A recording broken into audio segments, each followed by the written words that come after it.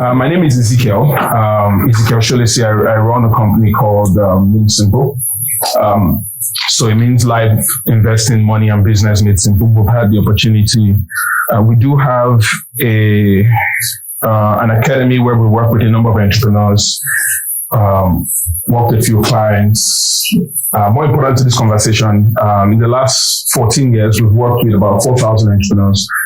We have 38 of our clients now that we personally work with that have exceeded $1 billion a year in revenue. In our community, we have sort of 3 types of people in our community now. There are people that we call startups. I'm just having an idea all the way to their first 50 million. And then we have some people that we consider growing businesses between 50 to 50 million, but they haven't hit their first billionaire yet. And we collect data a lot. We have about 100 and something plus people. And then we have 38 of our clients that have exceeded $1 billion a year. So I like to think that I know a thing or two about how to help businesses make money. So we're going to talk primarily about the entrepreneurial mindset. And I'm very conscious that I'm talking to media people. I don't want to use the word journalists because I think that, journalists is just one part of it. Essentially, you're in the, your media people. And I think that everybody's an entrepreneur. Sometime around 2012, we had to do some work for First Bank, because, they had revamped their values and they wanted us to talk about the entrepreneurial spirit. And I told them in First Bank, I said, everybody's even if you work, I tell people, if you work somewhere, an employee is an entrepreneur with one client, and a business owner is an entrepreneur with a business owner is an entrepreneur with a lot of clients. Now, if you want to be sure that you're an entrepreneur, you wait until the day you're fired. On the day you're fired, there'll be a letter, and that letter says, we no longer require your services, right? And that tells you that you are not there because they liked you. You've been there all along because your services have been required, right? The day your services are no longer required, they ask you to leave. So what that means is that every one of us, whether you work somewhere or you run a business, you have to think like an entrepreneur in today's world to be able to survive, right? So we want to talk about entrepreneurship. And the first thing I like to explain to people is entrepreneurship is hard. I say that to a lot of, business people, because people like myself caused this problem. Many, many years ago, people like myself would come and tell you, you work too hard on your job, go and start your own business. Have you heard that before? You're working too hard, why don't you start your own business? Implying that starting your own business is supposed to be easier, than that job that you're doing. And then you start, right? And then you're shocked because you didn't get the memo. Because this business thing, for example, a lot of us here that run businesses are angry today. You just paid salaries probably yesterday. And there are a couple of people in your organization that you looked and you wondered why on earth you were paying that person that amount of money, right? So entrepreneurship itself is hard. But the reality is that so is everything else. Everything else is hard. It's very hard to be rich. It's significantly also hard to be poor. I mean, one of the people in our community that makes cake, she had delivered the cake to my house, but she brought it herself. She usually would send somebody. And so she came and told me that, business is hard. She hasn't changed her car in 5 years. And it was a decent car, and you look at the kind of car she's driving. I said, well, there's another version of this story in which you deliver this cake in a Marwa. Right, that's another version. And there's also another version of this story in which you would have delivered it in a Rolls Royce. Both versions are hard. So the next 5 years, you can choose whatever hard one you want to do, and then we'll figure that one out. So the first thing to identify is that this journey to get out there and be the master of your own fate is not a simple journey. It's hard, right? But everything else is hard. So you choose your hard. Being rich is hard. Being poor is hard. Being broke is hard. Being wealthy is hard. Choose your hard, right? So if we think about how entrepreneurs really succeed, from a mindset perspective, the first thing is that they focus on what they really want. And I usually ask people this question. when you ask a young child, maybe it's 13 or 14, what do you really want? Let's say you ask him what kind of car you want to drive. The child will say something like a Maserati or a Bugatti or something really nice, right? Good. And then you give him good advice. You tell him, for you to be able to get that kind of car, you need to go to work, go to school, get good grades, all this beautiful advice. He goes, he gets good grades. He's on his 4th, 5th job, he's earning $2 million a month. And then he checks online to see how much that Bugatti is. So he checks it's $3.2 million. It doesn't ring a bell until he converts it to Naira. It's about 2 billion Naira. So he gets a good idea that the purpose of a car is to move from point A to point B. And the Toyota is not bad. So what happens is that as we grow older, we stop wanting what we truly want and we start wanting what we think we can get. Right? And the reason why we do that is because of our model of how life unfolds. I tell people life doesn't add, actually I didn't come up with that. It's a good book called Compound Effects by Darren Hardy. Life doesn't add, life compounds. If you've ever heard the story of any successful person, if you follow the story, there's some point at which the story wouldn't make sense. I mean, if you just listen to the guy, he will tell you things will make sense until a point. There'll be a 1 or 2 year period in which his life would seem to have taken a jump, right? Exactly. What happened is compounding effect.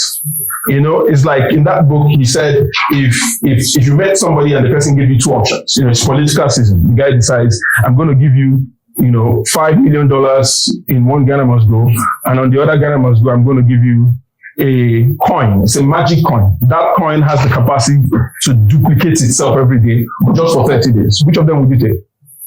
Why? Yes, but how much would that coin be worth? Because you need to know how much the coin will be worth in 30 days. Because it will be worth $5,000, right? And by the way, that coin is a dime. It's not even a dollar. If you take the $5 million, you would have, missed out on about $5.3 million because that thing compounding 30 days down the line would be worth $10.3 million. But you won't even realize that you not realize it's magic until the 21st day. On the 21st day, that's when the magic starts to happen. Right? So if you want to succeed as an entrepreneur, and this is very important for us, and let me say something a little bit to digress. Every time, our professor mentioned to us how that the industry is being attacked. And the truth is that every time, at any point in time, various industries will be attacked. So it's people in that industry that have to upskill. I mean, we have a cameraman here. How many of us remember that there was a time an event would not happen without a cameraman? Then all of us had camera phones. So why do we still have one here? Because it has a level of skill that is significantly advanced than what we have in our pockets, isn't it? It's the same thing. Today, we have the banks being disrupted by, small players like OPay and the likes. It will cost about 20-something billion naira to own a commercial bank. It costs less than a few millions to have a single unit microfinance. But the thing about the law is that it says you can have one office, but didn't give any jurisdiction of what you can have online. So those guys will go buy one single unit microfinance, have one office somewhere, but there are people in India using the app. There are people in Kaduna using the app. So every industry will be disrupted, but it's about us choosing to say, what's happening? Can we learn from these guys? Instead of saying, they're taking it, but what are they doing? These guys are building communities. Okay, if I'm going to be a fair journalist, can I build a community of people who appreciate that type of journalism? Because the beautiful thing about today's world is that everybody will get their own crowd. Everybody will get their own crowd.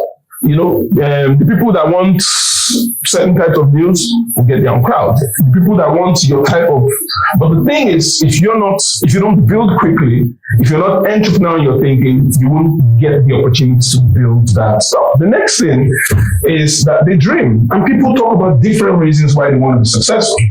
And what I want to try and do here is try and remind us. So when we ask people why they want to be successful, people come up with different reasons. So some people want to be successful because they want to be financially free. How many of us here would love to be financially free? I know some of us might not know what it means, but we kind of feel what it means, right? The ability to do whatever you want and not have to worry about money.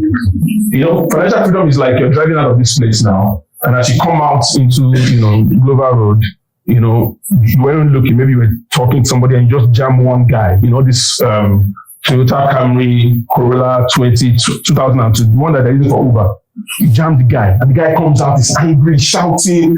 As he's shouting, you're still, chatting on your phone. The guy's angry, he's banging your door. Then you wind down a little bit and say, sorry, I'm really sorry. Say, no, but would you like a 2014 Corolla?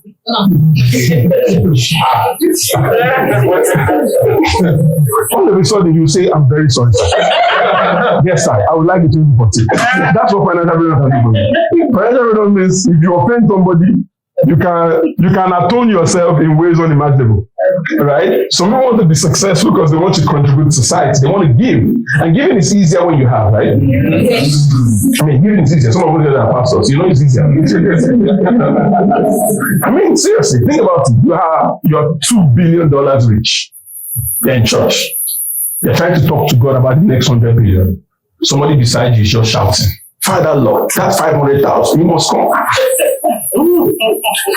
And somebody who has that kind of money, you just say, man of God, don't worry. What's your account number? You wire him the money so that maybe the airwaves can be clearer, so that, Angel Kamaru can hear your own properly.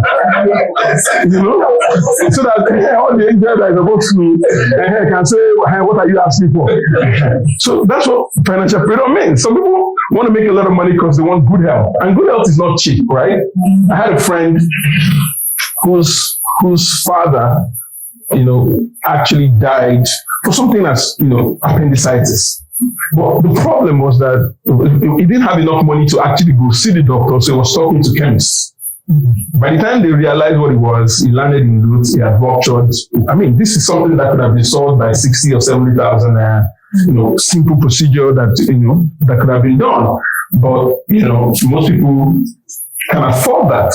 I was driving one day and this fitness guy was saying that for you to be healthy, you need to keep your food intake between 1,800 to 2,200 calories per day. And I started to laugh because, you need to have money to be able to calculate calories. How many of you know the calories in your food this month? I'm telling you, to calculate calories, you need to hire a chef. Some of us don't have money for chef, we have money for cook. Some of them don't have money for cook. They have money for something called alase. You know what alase is? Or oloko at the very but the thing is, to be healthy, you need to have a lot of money. So some people want to make a lot of money because they want good assets. I used to have a business partner, not too far from me, the hotel. Her office used to be in architect's building. 11 floor building. And each floor, there are like 2 office compartments, and this was 2014, each office compartment about 15 million a year to rent. So I remember I used to tell her that the owner of this building are about to die now. Yeah, even if he has 11 children, because that's like 30 million to them every single year. That's when you hear things like, oh, I was a very good man. He taught us many things. He didn't teach them nothing. When you leave your children money, they will understand everything you're trying to teach them. If you don't leave them money, your life will be a mystery. They will have to be uncovering, all of these things. Because when you have some people want to make a lot of money because they want good quality education, and good quality education is good. It is, not just because of the quality of education, but because at some point in the future, it would matter who your classmates were. Right? I mean, that's what I tell people that, I was in transport one day and one lady was saying, these schools in Abuja are too expensive. I'm going to send my child to New. Usually, when someone is talking about them, that doesn't concern me, I don't know. But they're about to determine the future of somebody. So they were sending someone to New, and the person could not defend herself. So I said, excuse me, ma'am, I'm very sorry. It doesn't concern me. But please don't send him to Navy. Don't send that to Navy. She said, no, it's not the same way. I said, it's the same way. But in 20 years, it would matter to your daughter who her classmates were than it might even matter if she was brilliant. I mean, some of us have good friends that were not brilliant in school that we will trust with our lives, isn't it? You know them because you went to school with them. If they were the best human beings in the world and they went to a different school, you wouldn't even know. Yes. You know. I mean, and unfortunately, if somebody hands you a 12 billion naira opportunity today, there's a high probability that if you have to pick between 2 people, that could do the job, not people that can't do the job. 2 people that could do the job, and one of them you've known for 25 years, and the other one just found this proposal on your table. Who are you most likely to give the opportunity to? Both of them can do the job. We're not saying that they have a skill gap. They can both do the job, so it matters. It really matters, right? Some people want to make a lot of money because they want to retire in style. And retiring in style is important because at some point in our lives, we will not be able to do the kind of things that we're doing now, right? At some point, you will need a driver. You can afford one now, but would you be able to afford one when you need one? It's not working. Why is it not working? Sorry. Okay. No, it went all the way. The second thing is, if you're going to be successful, you're going to have the ability to create your own environment, not just adjust to one. What does this mean? It means that you don't say that your profession is being invaded, but you be the one invading it. Because somebody that has no skill like you do, probably not as much ethics as you do, has decided, you know what, I'm going to tell stories, right? And I'm going to tell stories until somebody considers me important enough to pay me so that I can tell stories on their behalf or tell stories for them, or pay me so that they can come and, because of the amount of people that come to my platform, right? And I said earlier that everybody will have his crowd or her crowd. Everybody. You know, and you know this very well if you look at media houses abroad. Look at the US, there are different types of media houses, right? You know where CNN stands. You know where Fox stands. You know where Breitbart stands. You know where Babylon Bee stands. And these 4 people that I've mentioned have very extreme philosophies. They will take the same story. I mean, if you take one simple story of what happened in the US and you turn on CNN, you will hear it in a certain light. And you turn on, Fox, you hear it in a different light. I mean, what was amazing to me that showed how much people hold on to their stance is the vaccination issue, right? So the vaccination issue started out with Trump. He developed the vaccine. And when he was working on the vaccine, on this side they were saying, we're not sure if the vaccine is really safe. Then Trump, leaves, is no longer president, and then Biden becomes president, and the vaccine is safe. And now the other side is saying, what's really inside the vaccine? But it's the same vaccination story, right? But what that means is that everybody has his crowd. But the better thing really is that if you start to build your own community, maybe somebody else will stumble on your content and start to think like you. Maybe you can start to expand your universe. Maybe at some point, somebody would see some WhatsApp stuff and decide, you know what, I'm going to come on your platform and check. If it's not there, I would most likely think that it's not correct.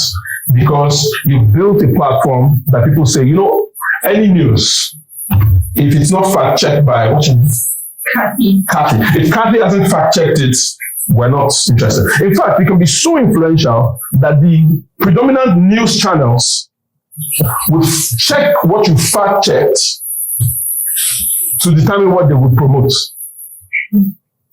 It's possible. Yeah, because, I've been in a radio station before. The radio station is supposed to have their own news research team. They are reading it from Twitter out to the news, right? But what I'm trying to say is that we have to be those types of people that create our own environments and not just adapt to one. Next is, just keep slow.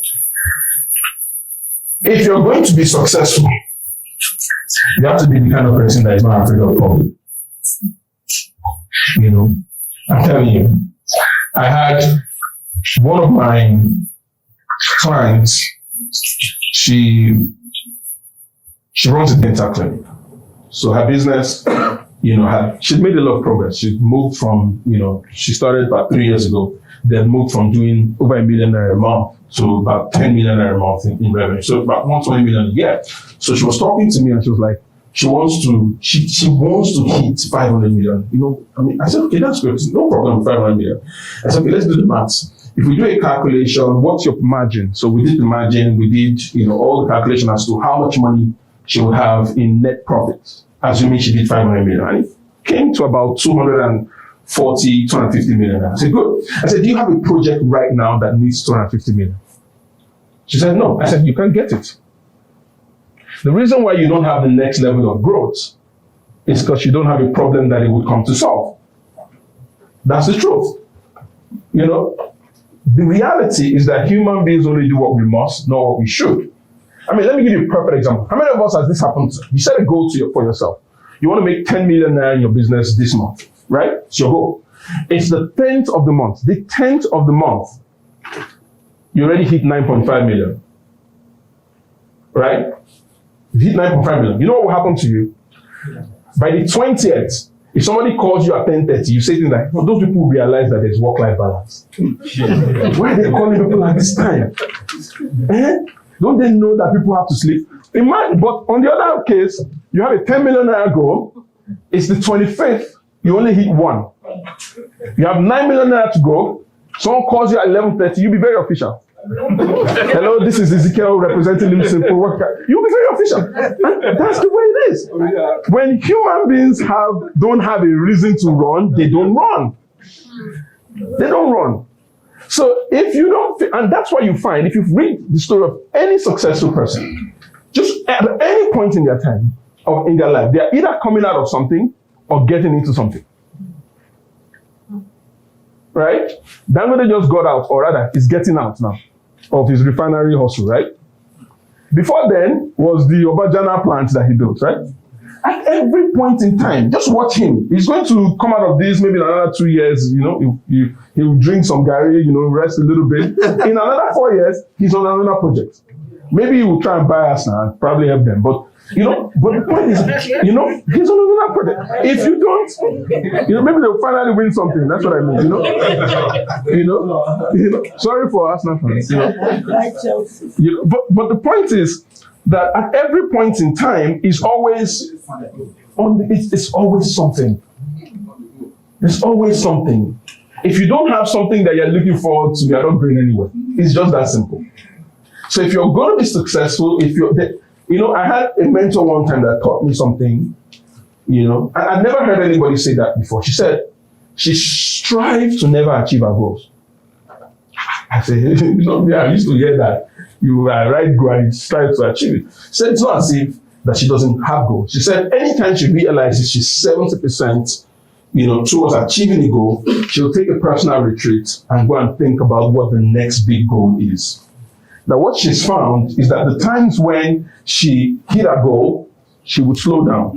Mm-hmm. And sometimes, in fact, she said there was a time in her life that she hit her goal. She didn't have any other, she had achieved everything. And for 6 years, she was just in limbo. For 6 years, she literally woke herself up after 6 years and said, what am I doing? And then found a bigger goal. And that's how it's supposed to be. Find the next opportunity, because if you don't, you are most likely going to stay in that place too long. 4, eliminate options. If you have options, the millionaire next door, the author said that success would really happen if success was your only option. Very funny story. When I was in secondary school, I used to be this hostel prefect. And in my school, right, as the hostel prefect, if you were in the hostel during sort of assembly and all that, this was, government school back in the day, you would be maybe suspended indefinitely, maybe even expelled. It was a capital offense. But of course, students would always be in the hostel, And in my own school, the boys' hostel was at the far end of the school. So if you sort of scaled the defense of the boys' hostel, you'd be out of school. So they realized that was a mistake. So they made the fence really, really tall. So this guy comes to meet me. And he was asking me this question. And he was asking me not in my capacity as a hostel prefect, but at that time I'd become quite religious, still am. So he was asking me, this was supposed to be a Christian question. So he said, he was in the hostel during assembly. I said, yes. He said, and then teachers came and started to raid. This guy was in SS3. His name is Chika. And he said, Mr. Musu started chasing. How many of us have that secondary school teacher that was sent from hell? They're always in every school. They distribute them evenly. That one that you will never forget. If you see that person in heaven, you'll be shocked. Exactly. So this guy in our own school was Mr. Mosu. Huge guy, tall. And he said that as they started to chase around, he was running. And unfortunately for him, he had run towards the fence. Right? As he was running towards the fence, Mr. Mosu just realized that, this is a stupid boy. Let's just pursue him. But he said all he was thinking about was his father. His father was in the army. And he was trying to play how he was going to explain to his father that he was suspended or expelled for not going to assembly. He said if he had told his father that he fought somebody, removed somebody's teeth, as an army, he would say, okay, maybe the blood is flowing in the same direction, But he said as he was thinking about that man, he couldn't face his father. And he said something, he said, Ezekiel, as I was running, the fence was in front of me. Then the fence was behind me. I have no memory of what happened between when the fence was in front of me and when he said he just realized that the fence was behind him and he kept running. So the question he asked was that, in your Bible, they said, that the time Jesus Christ was walking through walls, could it have been possible that you walked through that wall? I told myself, well, I'm not sure if you walked through the wall or not, but I do know that when human beings are faced with a no option situation, they find a way. Right? Many of us have been in those situations before. Maybe you had school fees to pay. I've been in that situation before. I went to a school. I ended up going to a private university. I was supposed to go to OAU, but OAU had this. I remember the time OAU had this spell where there were like 2 years. There was, all that exactly. So I ended up going to private university. My parents really couldn't afford, So I had to get into business to pay my fees myself. So I had this particular year where I didn't have the money. It was the day of exam. I had about 200,000 to pay. You know what I did? I walked into a bank. I walked into the bank, asked to see the bank manager, and the guy said, the lady, customer service person sat me down and said, look, I have an exam at 3:30. I need 200,000 to write that exam. I have no collateral, I have nothing. I don't have an account yet, but I need that money. The lady looked at me and said, are you crazy? What's wrong here? He said, well, she was chasing me out of the bank, and then the bank manager walked out. So that's the guy. Maybe, miracles happen. So I walked to the guy and I said, sir, I have an exam at 3:30. I don't have any money. I have no collateral. There's no chance in which I can give you this money back, but I have to write that exam. The guy looked at me and said, I've been a student before. Sit down. He walked in. 20 minutes later, I walked out with a draft. I paid the fees. I walked out of that place. In fact, I couldn't go and greet him for like 3 days because I felt like if I come back there, I say, what jazz did you use? Not that thing. So I left him for a few days. Then I came back like the 4th day, and then the guy said, oh, how are you? I said, when he said, how are you? I realized that he knew what he did. So I said, I'm fine. The exams are good. But the idea is, when people have no options, they get it done. So eliminate your options. Right? Eliminate your options. Don't have a plan B. Have a better plan for plan A. Right? Lastly, they employ strategic thinking. And what is strategic thinking? Strategic thinking, or strategy essentially, is basically how organizations create, capture, and sustain economic value. So what that means is this: if what we realize that the strategic objective of every organization is that every time you look at your business, you're always asking, what can I do to increase, the value people are willing to pay me, or the frequency at which they're willing to pay me? That's one. 2, what can I do to reduce the cost of producing that content or producing that, value? And 3, how do I maintain the highest possible quality of my business, of my product, service, or brand equity, right? And so the person that is thinking strategically is, don't worry, if you're registered, I will send you the slides. Okay. No, you can take the slides, you can use it, you can go and do it as if you're the one that did it, share it to everybody you like. It's none of my business. It's more important that somebody hears it. Don't worry, you get the slides. If you are ready, I'm sure you're registered, I suppose. Yeah. I'm sure I'll send it soon. Good. So I have 10 minutes. Good. Right? So essentially, the person that's thinking strategically is someone who's every day looking at their business, looking at the opportunity, saying, how do I spend less? How do I make more? And how do I retain the quality of my product, service, or brand? Lastly, how big should you grow your business? There's an activity I would have loved to do, but I don't think there's time. It'll take us about. I still have my 10 minutes, right? I have 10 minutes, so we'll do it. Right? Now, what I want to do is that the last question is that I want to help you see how big should you grow a business, right? Because, there's many ways you can grow a business, but I want to give you a specific number for you to target towards growing your business. How many of you like to have that specific number? Good. To get that, I'll need you to get out a notepad and a pen. It'll take 5 minutes. We'll do this activity in 5 minutes, and I'll still finish under my 10 minutes. Don't worry. I don't like to. Because what I want to do is find out how much money you spend every month. I know you think you know, but can we just find out together? Right? Can we do that together? Now, usually most people don't finish this activity. Most people, as they're going somewhere in between, they have like stroke, high blood pressure, all that kind of thing. But if you finish it, it'll be fantastic. Right? Are we good? Can we start? Yeah, let's start. Now, the next slide, don't write anything that's there. I'll run you through every one of them. I want to find out how much money you spend every month. Or rather, I want you to find it, not tell me. I want you to find out how much money. Now, you think you know, but they show up in so many different ways that I'm not so sure you know. But if you find out, I'd ask you 2 questions, and those 2 questions will determine how big your business should grow. Okay. And you would have a specific number of how much money your business must be making for you to be able to say that my business has grown to a certain level. No. If you're a journalist, you work somewhere, right? Beautiful. But as you do that, remember I said that you're an entrepreneur, meaning that you have services. There are ways in which you become more valuable to that organization. That's one. Number 2 is that there are ways in which, as a journalist, you could become valuable to the community. Meaning that you could start a blog. Don't blame the blogger, start one. Right? Maybe you can even start. Nobody has started an actual blog to fact check politicians. Nobody has started it. Nobody has started a platform where anything said politically is fact checked. Because if that platform exists and you put some money behind that platform and it becomes popular, then every time somebody says something, in the next 24 hours, guess where we're going to go and check? Yeah. You. All that time Peter B was saying verify. Saying that people should verify is a psychological tactic. Yeah. Do you know that? Yeah. I could be lying blatantly to you and say verify. But because I said verify, you'll be like, okay, if you said verify, meaning that it's true. So you won't verify. Do you understand? No, but I'm just saying that I can use that. I can say, see, my father is Dangote, go and verify. Exactly. You'll be like, confident that you're saying it. Maybe his father is Dangote. Then you go and say, that guy's father is Dangote. And then, in 2 weeks, Dangote is wondering whether he had a son. His name is Ezekiel, right? Because I told you the first person to go and verify.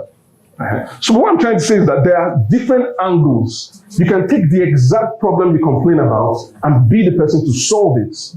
And very soon, what happens is that because everybody comes to your platform to verify whatever someone has said, now your platform is now ad-worthy.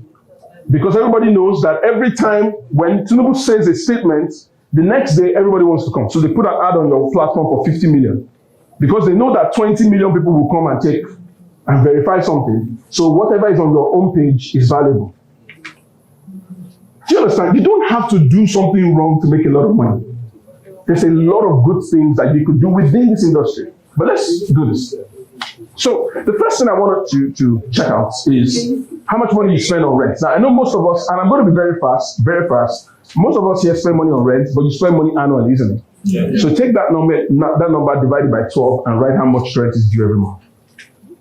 Just write it. So what I mean is that if your rent is 600K, that's like 50K a month, right? If your rent is like, I don't know, some of us here, you look like your rent is like 20 million. So you look like you have made it in life. You look like I should have your number, Good. Next is transport. This was an easy conversation, but it's no longer easy. I filled my tank yesterday for 40,000. That's 3 times whatever I used to spend. So even me, Yes, I woke up this morning at 5 a.m. and the first thing I was trying to do was to recalculate my numbers now, because now my numbers need help, right? So how much do you spend on fuel? How much you spend to fuel your car for those of us that have cars? Next is utilities. I'm going to be very fast. Utilities is your light bill. Some of us live in estate environments. Some of us have cable TV, DSTV, Go TV, High TV, Low TV, whatever it is. Netflix, Hulu, HBO, Amazon. No. Let's find out where your money is going to. Next is feeding. So feeding cost is not food stuff in your house. So feeding cost is that color that you should buy every day during lunch in your office. For those of us that don't work from home, there's one color somewhere. Beside your office like this, 500. We know. For some of us, like people that work here now, the color can be, just around the corner, 2.5 or 20,000. As a Microsoft somebody, you have to be, you have to eat Microsoftly. Microsoft people don't eat Bama Put now. They eat Microsoftly. You have to be soft. If you see them, you see our guy when he was speaking in the beginning, it's very soft language. I didn't notice that his voice was low. It's people that have not made money that have high voice. See the way my voice is? It needs help. Give me 20 billion, you won't hear me again. You can't hear 20 billion. Next is groceries. Groceries is food stuff in your house, all that stuff. It's usually a large budget for most family people.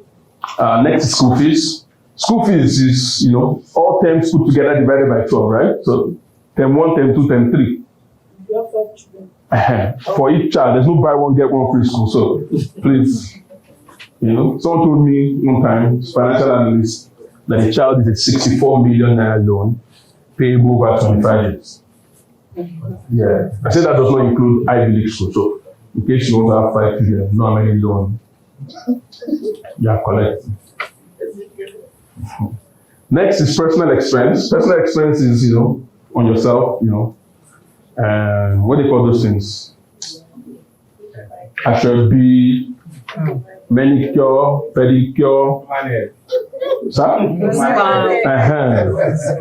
spa treatments, the taking care of, all those kind of things. Like me, I have an Ashrabi policy. I don't do Ashrabi. I have 2 white natives. One has agbada, one is normal. If you invite me to anything in this world, I will enter one of the 2 of them and come. My grandfather died, they put Ashrabi, I said, Mommy, no. Say, which of them? You want agbada one or you want normal one? I have them. Next is childcare expense. Is how much you spend on your child that is not school fees. Yes, now. Like me now, when you can register my child for football, he's 7 years old. When he was 6, registering for football academy, because 100,000 pounds a week is not bad. And the good about that profession is that by 30, you can retire and do what he really wants to do in his life. So we register him now. So by the time we register him, the first day I followed him, the way he kicked that ball, there's no 100,000 pounds a week in that ball.